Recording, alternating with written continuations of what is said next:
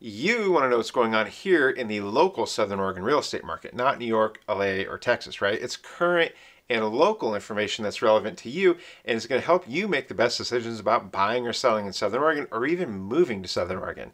And that's exactly what you're going to get on this video right here and the rest of the videos on this channel. What I'm going to share with you here in this video is some of the huge lies that real estate agents are telling you. It is ridiculous and it's got to stop, so I'm exposing it so that you can stay informed and make the best decisions for you given the specifics of your situation.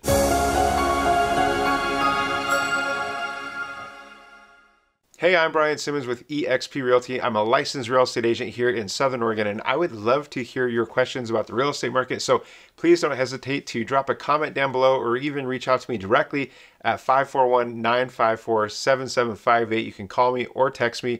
That's my direct number. Now, as you just heard, I am a licensed real estate agent, and so I know exactly the game a lot of real estate agents like to play, and a lot of the lies that some of the more unprofessional, let's call them that, agents like to tell. So we're going to go ahead and get right into that, and then I'm going to tell you some of the most recent data about the Southern Oregon real estate market. So let's dive right in, and I'm going to tell you the 3 huge lies real estate agents are telling you, starting with number 1, and that is the old lie of I can sell your home for more, or I can sell your home for X dollars, which happens to be more than everybody else is telling you, okay? And this is the oldest trick in the book, and it is ridiculous.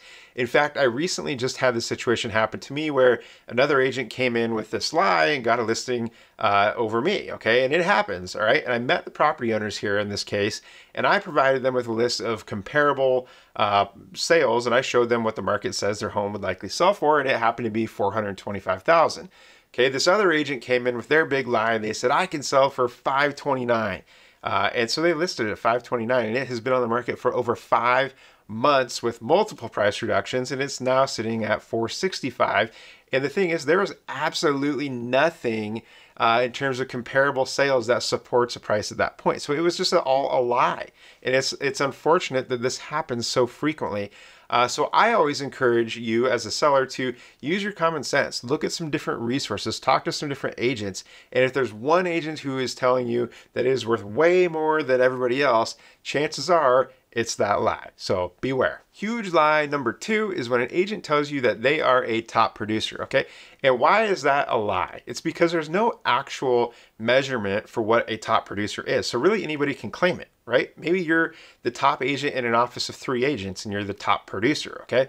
Or maybe you're the top of the entire MLS and you are a top producer in that way. Or maybe you're just your mom's favorite little realtor and she calls you her little top producer. Who knows? It could be any of those things. If we're being honest here, I've actually referred to myself as a top producer in some of my videos, and I feel like I can substantiate that because I've won what this award is the Icon Award 4 years in a row with eXp Realty, which means I'm in the top 3% of the 90,000 agents in our brokerage, okay? And so to me, I feel like that's enough to substantiate as by saying I'm a top producer without it actually being any sort of a lie. But in general, a lot of agents will tell you this as more of like a marketing ploy to make themselves look more successful and more experienced than they really are. So if you're out there interviewing agents, what I would suggest is ask the agent how many transactions they personally had closed in the last 12 months. And I would suggest to you that I would probably try working with agents who've closed at least 2 per month, okay?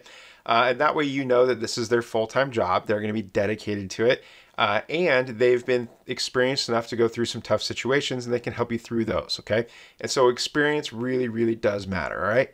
And don't fall for when they tell you, you know, oh, I don't know. I'm not sure how many I've closed in the last 12 months. That's kind of a lie in itself, I would say too. All right, ask them for a ballpark. Is it 3? Is it 30? Give me a number, right? It's going to be somewhere, right? They ought to know some sort of a ballpark. So press them on that and get that number. Huge lie number 3 is when an agent tells you, I have a buyer looking for a home just like yours, okay? Right, they maybe do, but they probably haven't met them yet. If you hear an agent tell you this, here's what I would say. Ask them to call that person right now, right there, right in front of you. Call them, okay? And just say, hey, I've got a listing coming up. I just want to see if this is something you'd be interested in. And if they hesitate in doing it, it's quite likely that they're full of it, okay? They might have somebody in their database from years ago who was looking for something similar, but the question is, do they actually have an active, qualified buyer looking for what you have right now? Okay, and that's the question. And if they do, they should not hesitate at all to pick up that phone and call them right there on the spot and say, hey, Joe, I've got a new home coming on the market here soon, potentially, and I just want to see if you'd be interested in something like this.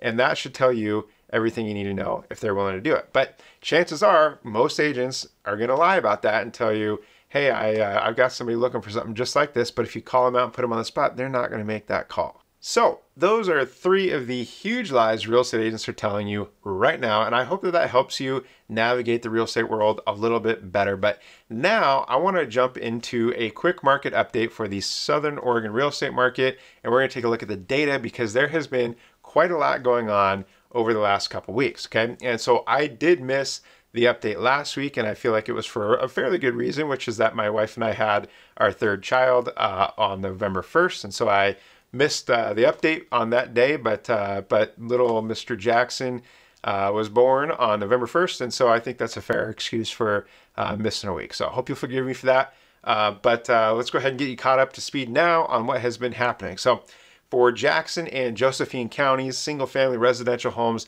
as of this morning, there are 1,072 single-family residential listings on the market. It's November 8th, and that's down from 1,125 a couple weeks ago when we last updated you, okay? 85 new listings hit the market in the last 7 days, 97 price changes, 23 back in the market, 86 pending, 66 closed, and 41 either expired, withdrawn, or canceled. So the only thing that really sticks out to me there is that pending actually did pick up over the last couple weeks as we saw mortgage rates come down. All right, mortgage rates are back down closer to 7.5%. They came down almost 0.5% over the last week or so, and hopefully we'll see that trend continue. But everything else seems pretty stable right now. Inventory kind of slowly trickling down as we expect to see this time of the year.